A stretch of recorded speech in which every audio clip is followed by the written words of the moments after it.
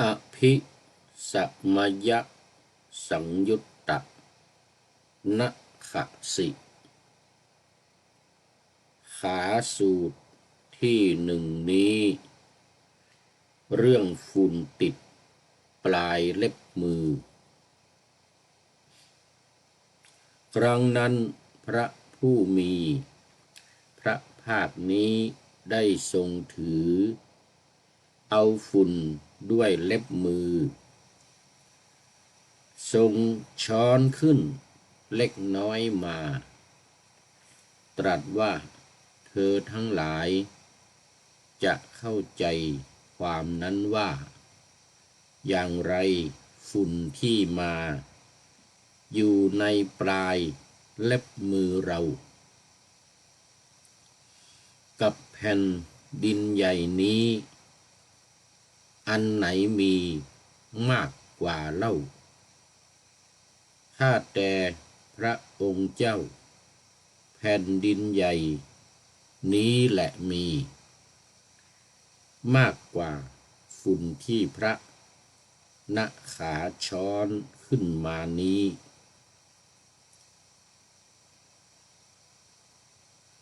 เทียบกับปฐพีไม่ถึงเศษหนึ่งส่วนในร้อยหรือพันหรือแสน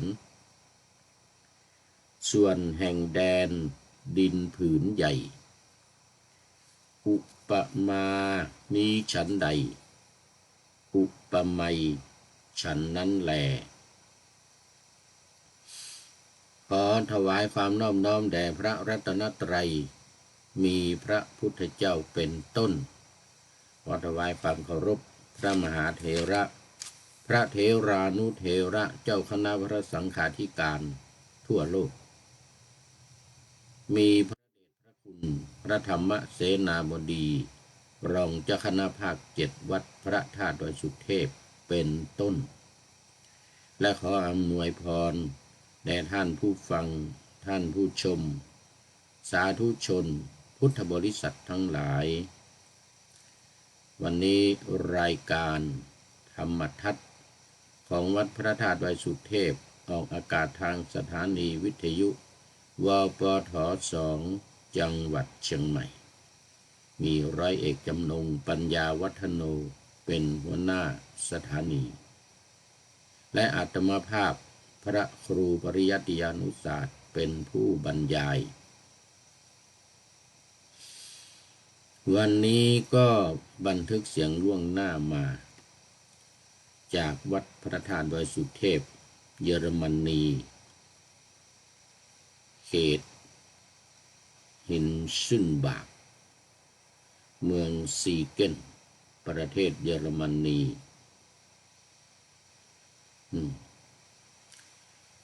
วันนี้ก็ขอรายงาน การเตรียมงานอีกเล็กน้อยคืนนี้มาจัด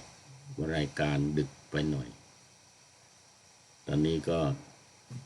4 ทุ่มก็ยังไม่ถึง3 ทุ่ม 13 นาทีเมืองไทยตี 4เนี่ยตี 4 13 นาทีเพราะว่าพากันทำงานร่วมกับท่านอาจารย์พระมหาสมชายธีรจิตโตพระธรรมทูตที่พระเดชพระคุณหลวงพ่อส่งมาปฏิบัติหน้าที่อยู่ที่วัดพระธาตุดอยสุเทพเยอรมนีร่วมกับญาติโยมวันนี้ก็มีป้าพรโยมยุพรโยมอ๊อบแอบโยมลำดวนก็มาแต่โยมลำดวนมานิดหน่อยไม่ค่อยสบายเป็นไข้กลับไปนอนละไปนอนที่บ้านแล้วก็มีตอนเย็นก็มีโยม ยมแดงยมแดงมาช่วยอีกคนหนึ่ง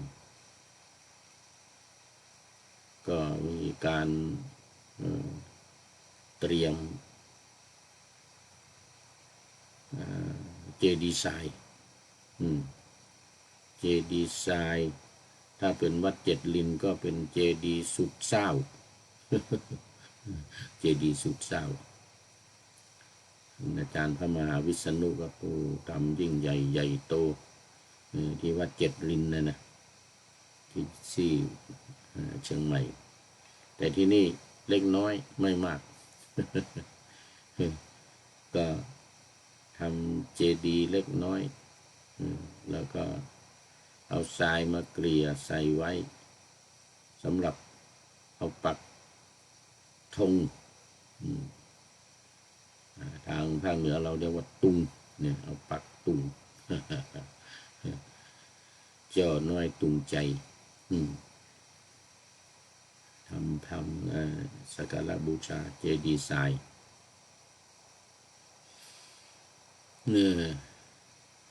แล้วก็ญาติโยมก็ช่วยกันผูกผ้าระบายรอบเจดีย์ทำที่ส่งน้ำพระบรมธาตุแล้วก็ส่งน้ำพระพุทธรูปส่งน้ำพระภิกษุสามเณรแล้วก็ส่งน้ำผู้เฒ่าผู้แก่ตามประเพณีแล้วเราก็ถือโอกาสนี้ประชาสัมพันธ์เกี่ยวกับงานวันสงกรานต์ให้ญาติโยมทั้งหลายได้ทราบกันและเชิญชวนมาร่วมในวันที่13 สิงหาคมเมษายน ว่าผิดอยู่ได้อันนี้มันค่อนข้างจะดึกมาแล้วง่วง อุณหภูมิวันนี้ก็หนาวน่าดู-1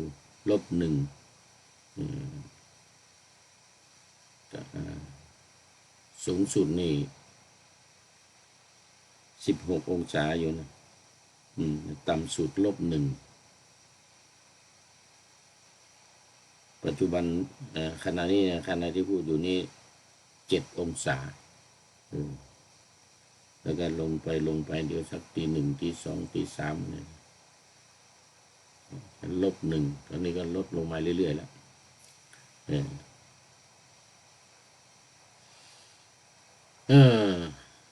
ก็เข้ามาสู่เนื้อหาสาระของธรรมะกันเลยดีกว่าเดี๋ยวมัวโอเอวิหารลาย เดี๋ยวจะเสียเวลาแต่ไม่จบก็จริงไม่จบอยู่แล้วเรื่องมันยาวแต่เรื่องนี้ไม่ยาวเท่าไหร่คนจริงกล่าวว่าไม่นานแต่ว่ามันก็มีปลีกย่อยเข้ามาเยอะนี่อย่างวันนี้ก็มาถึงตอนที่เดี๋ยว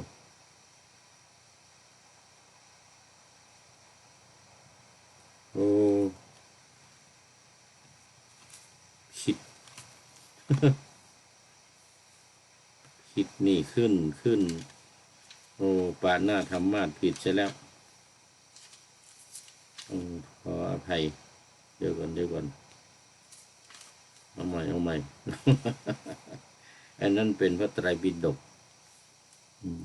รอบต่อไปพระไตรปิฎกอันนี้เป็นรอบ8 นาฬิกานู่นพระไตรปิฎกเนี่ยโอ้นี่เอามาปะหน้าผิดซะแล้วเดี๋ยวก่อนของอันนี้ธรรมบทนี่มาถึงตอนนี้ปะหน้าธรรมาสไว้คือเศรษฐีกับพัญญา2 คนพากันจับที่ริมแผ่นขนมดีแม้ดึงออกอยู่อย่างไรก็ไม่อาจให้แยก หรือให้แตกจากกันได้ปล้ำกับขนมไปเหงื่อก็ไหลจากสรีระแล้วความหิวก็หายต่อจากนั้นเศรษฐีกล่าวว่าฉันไม่มีความต้องการขนมกิน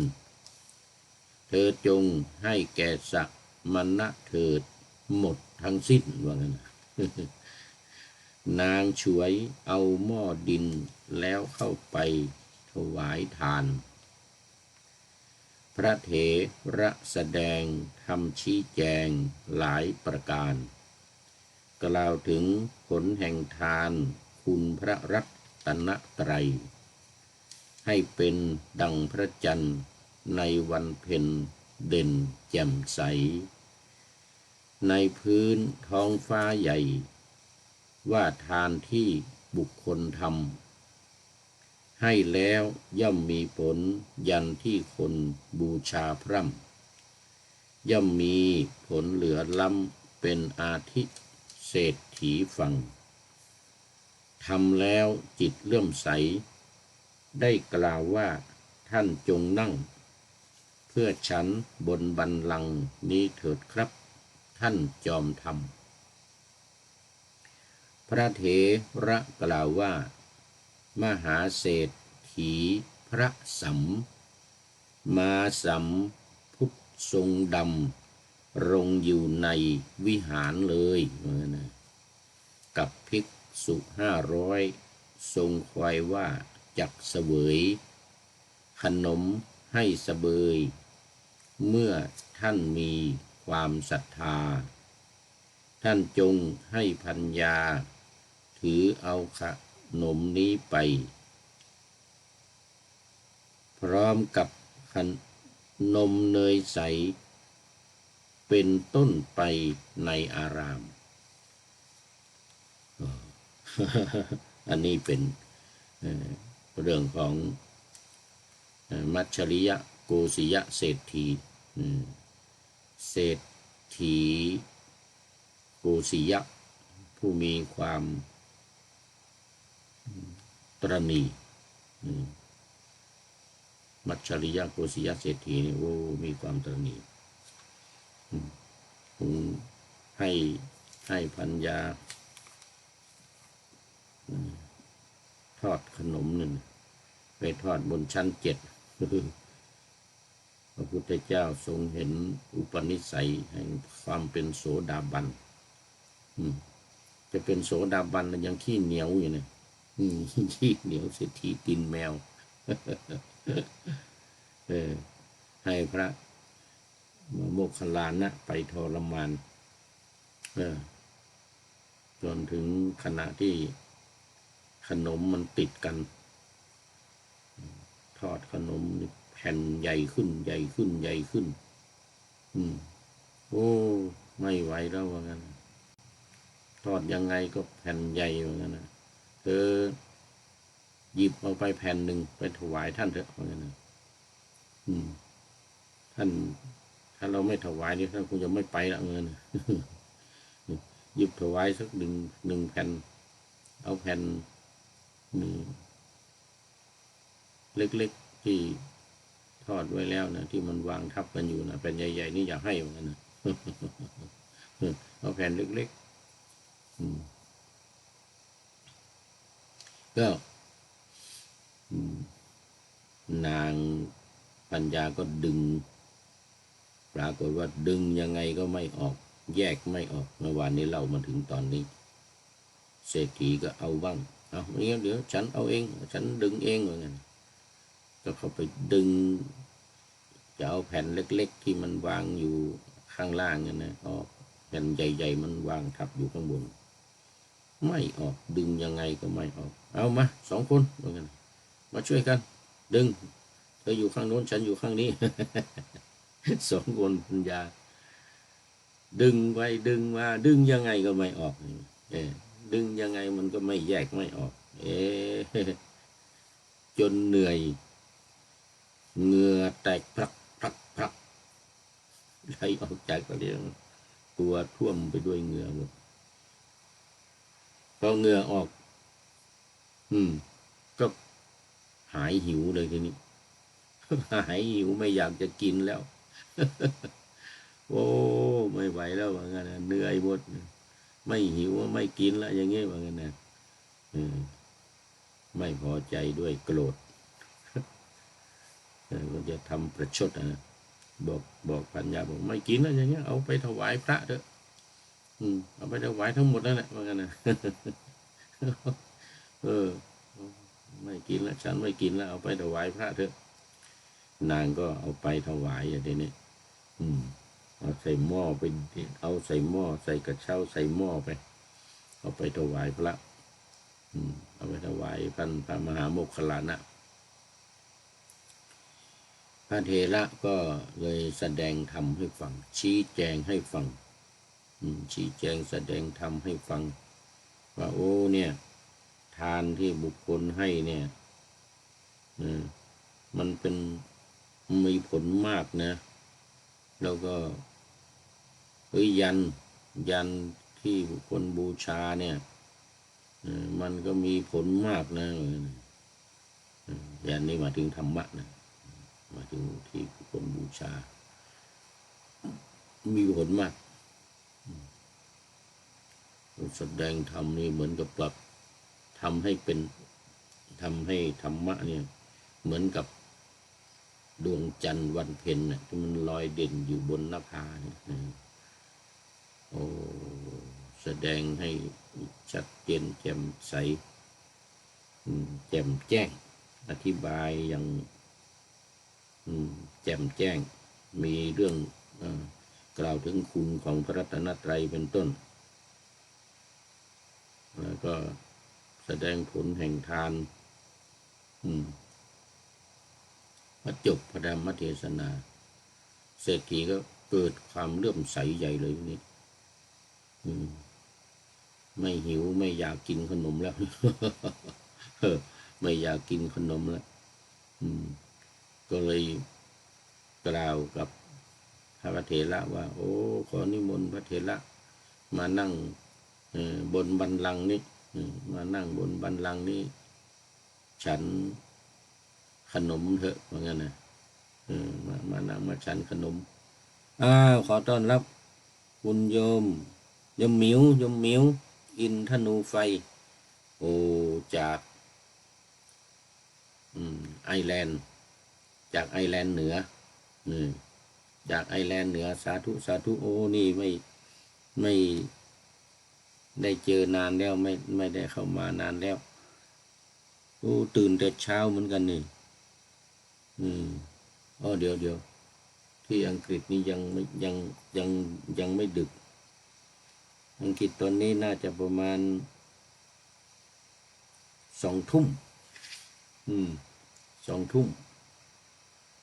เป็นไงบ้างเนาะเนี่ยหายหนาวหรือยังทางไอร์แลนด์ยังหนาวอยู่นะไอร์แลนด์มันใกล้ทางสกอตแลนด์ใกล้ทางอะไรข้ามมาไอร์ลอฟแมนข้ามมาที่ลิเวอร์พูลไม่ไกลอยู่ทางเหนือน่าจะหนาวอยู่โอ้โมทนาเป็นอย่างยิ่งเนี่ยเห็นว่ามาเยอรมันจะมาเยอรมันมาถึงได้ยังเนาะเนี่ยมาถึงเยอรมันหรือยังมาเยี่ยมหลวงพ่อบ้างเด้อวัดพระธาตุดอยสุเทพเยอรมันที่ฮินเชนบักนะเมืองซีเกน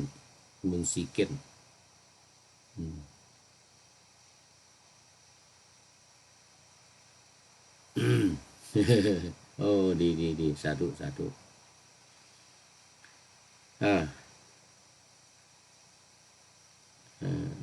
มาทางซีเกนแฟรงก์เฟิร์ตเห็นว่าจะมาทางแฟรงก์เฟิร์ตหรือเปล่าก็ไม่รู้นะสาธุ พูดถึงเศรษฐีต่อ เออเศรษฐีก็โอ้นิมนต์พระเถรนิมนต์พระเถระมันนั่งอยู่บนบัลลังก์นี้ว่างั้นนะพระเถระก็แสดงธรรมให้ฟังแสดงธรรมให้ฟังเกิดความเลื่อมใสเกิดความเลื่อมใสแล้วก็นิมนต์พระเถระก็พระเถระมหาโมคคัลลานะเถระก็กล่าวว่าโอ้ท่านเศรษฐีพระศาสดาสัมมาสัมพุทธเจ้าประทับตั้งอยู่ในวิหารวัดเชตวันพร้อมกับภิกษุสงฆ์500คอยฉันขนมตั้งพระทัยว่าจะคอยฉันขนมของท่านมหาเศรษฐีอยู่ว่างั้นนะถ้าท่านมหาเศรษฐีชอบใจก็ให้ภรรยาถือไปพร้อมกับนมเนยอะไรต่างๆที่เหลืออยู่นะที่มีอยู่นะเอาไปถวายพระพุทธเจ้าที่วิหารเชตวันกันเถอะเราจะพากันไปเหมือนกันนะเราจะพากันไปโอ้เศรษฐีก็ว่าโอ้มันไกลนะมันจะไปยังไงเนี่ยโอ้ไกลเหลือเกินเนี่ย500-600-700 กิโลเมตรเนี่ยจากเนี่ยจากเนี่ยราชคฤห์นี่นะหมู่บ้านในสักกะละเนี่ยมันไกลนะพระคุณเจ้างั้นจะไปยังไงเนี่ยว่างั้นนะโอ้อย่าตกใจว่างั้นสบายมากว่างั้นนะสบายมากเสร็จแล้วท่าน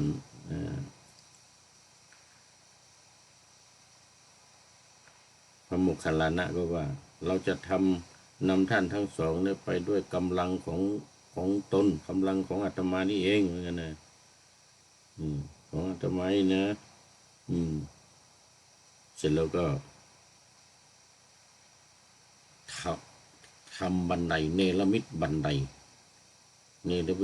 จากบนปราสาทเนี่ยนะแต่ไม่ใช่บันไดที่จะลงพื้นปราสาทนะอันนี้เขามีบันไดอยู่แล้วปราสาทเขามีบันไดอยู่บ้านเศรษฐีเนี่ยทำบันไดหัวบันไดอยู่ที่บนปราสาทนี่นะเชิงบันไดไปอยู่ที่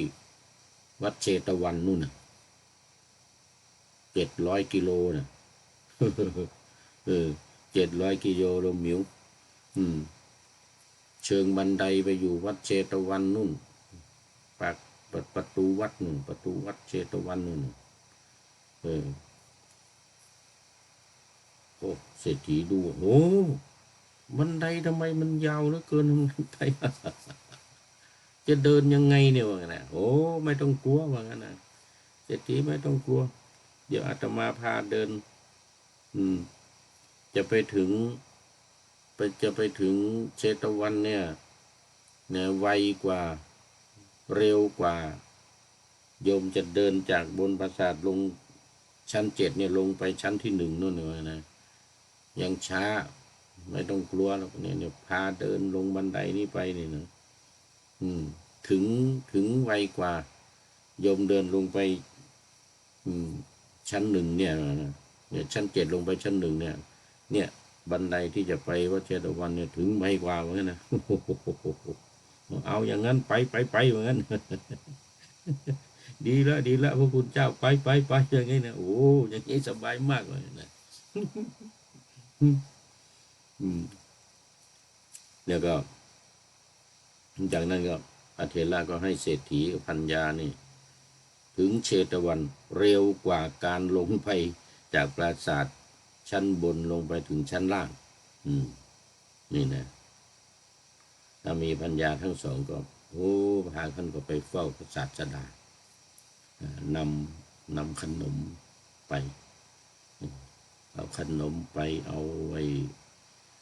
นมเนยอะไรต่างๆเนยใสเนยข้นอะไรต่างๆไปน้ำมันน้ำนมถือให้คนใช้ถือไปโอ้คนใช้ของเศรษฐีมีเยอะให้พากันถือไปพอไปถึง กราบทูลพระพุทธเจ้า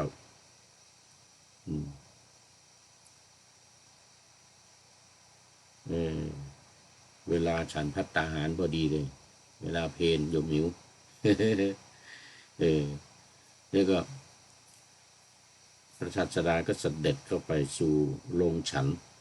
ก็นั่งบนพุทธอาฏที่เขาปูลาดไว้พร้อมด้วยภิกษุสงฆ์500เศรษฐีก็ถวายทักษิณาทกแก่ภิกษุสงฆ์มีพระพุทธเจ้าเป็นประธานพัญญาใส่ขนมในบาตรของพระสัตตถาคตแล้วเศรษฐีก็พร้อมด้วยพัญญาบริโภคขนมพอแก่ความต้องการเลยนะขนมทั้งสิ้นทั้งหมดทั้งที่ถวายพระ500 รูปแล้วก็ตัวเองก็ทานขนมทั้งหมดแล้วเนี่ยปรากฏว่าขนมก็ยังไม่หมดมีอยู่เหมือนเดิม ขนมมีอยู่ไม่หมดไม่สิ้นความหมดความขับของขนมเนี่ยไม่มีเลยกองอยู่เหมือนเดิมแม้เมื่อเขาถวายขนมแก่ภิกษุในวิหารทั้งสิ้นขนมก็ไม่หมดปรากฏอยู่เหมือนเดิมเอาทั้งสองก็จึงกราบทูลพระผู้มีพระภาคว่าข้าแต่พระองค์ผู้เจริญขนมนี่มันไม่หมดเนี่ยจะทำยังไงอยู่นะกินยังไงก็ไม่หมดเลยนะตอนที่ทอดก็เหมือนกันเอาใส่เล็กนิดเดียว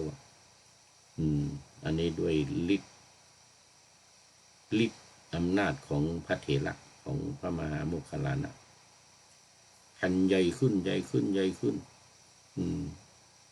บอกพัญญาว่าโอ้เขาเดี๋ยวเธอเดิมอย่าเอาคนจะใช้มากเหมือนกันเธอทำไม่เป็นนี่นะไปทำเองบ้างเศรษฐีนี่นะไปทอดเองเอาใส่น้อยเดี๋ยวทำเมล็ดงานี่มาใส่ป๊อกไปมันใหญ่ยิ่งกว่าของพัญญาทำอีก นี่นะเราทั้งสองก็พระพุทธภาคตรัสว่าถ้ากระนั้นท่านทั้งสองจงทิ้งเสียที่ซุ้มประตูพระเชตวันเหมือนกันนะให้ไปทิ้งที่ประตูวัดเชตวันเราทั้งสองก็ทิ้งแล้วที่เงื้อมซึ่งไม่ไกลซุ้มประตูและทุกวันนี้ปัจจุบันก็ยังปรากฏชื่อว่าเงื้อมขนมเบื้องใกล้ประตูที่วิหารเชตวันมีเงื้อมจากภูเขาอยู่ก็เรียกว่าเงื้อมขนมเบื้องเศรษฐีเอาขนมไปทิ้ง มหาเศรษฐีพร้อมกับพัญญาเอาไปเฝ้าพระผู้มีพระภาคก็ยืนอยู่ที่สมควรแล้วพระผู้มีพระภาคได้ตรัสธรรมอนุโมทนากถาผู้แสดงธรรมนะผู้ดูแสดงธรรมให้สองคนฟังในจบเทศนาสามีและพัญญาทั้งสองนี้ก็ดำรงอยู่ในโสดาบันเป็นพระโสดาบันเลยนี่โอ้ถวายบังคมพระศาสดาขึ้นบันไดที่ซุ้มประตูพระเชตวันนี่นะไปสถิตอยู่บนปราสาทของตัวเองทีเดียวขึ้นบันไดเดิมนะอย่ามาเดิมกลับไปสู่วิหารเชตวันนู่นเลยตั้งแต่นั้นมาเศรษฐีเกลียดทรัพย์จำนวน80 โกฏนี่นะในพระพุทธศาสนาถวายเป็นทานดูไปดูมาวันนี้เวลาหมดยังไม่จบ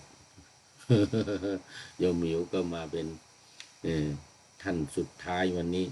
โมทนาเป็นอย่างยิ่งขอนำรายการธรรมะทัดไปก่อนแล้วจะย้อนมาใหม่ในวันหลังเพื่อให้ท่านทั้งหลายได้รับฟังพระธรรมเทศนังเหมือนดังเดิมเป็นธรรมะในพระไตรปิฎก3ธรรมบทอันงดงามบรรยายเสริมอธิบายใจความเหมาะมาต่อเติมยกนิทานดั้งเดิมเสริมบทธรรมขอทุกท่านสุขกายสบายใจปรารถนาสิ่งใดอันเลิศล้ำจงเพิ่มพูนตามบุญงามและตามกรรมที่ได้บำเพ็ญไว้ทุกประการขอเจริญพร